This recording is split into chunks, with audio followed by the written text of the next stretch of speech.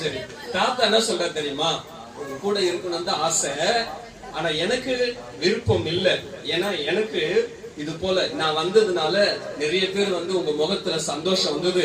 அதே போல உலகத்துல இருக்கிறவங்க அத்தனை பேருக்கும் அந்த சந்தோஷத்தை நான் கொடுக்கறதுக்கு ஊர் ஊரா, நாடு நாடா, கிராமமா நான் போனோம்.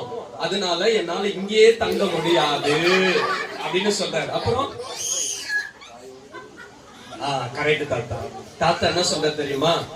நான் உன் கூட தங்க முடியாது, ஆனா இயேசு சாமி உன் கூட தங்குவாரு.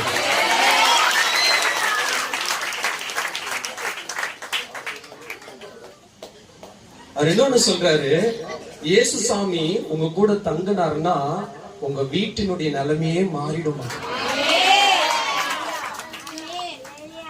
கரெக்ட் தாத்தா, உண்மையா. தாத்தா என்ன சொல்றாரு தெரியுமா?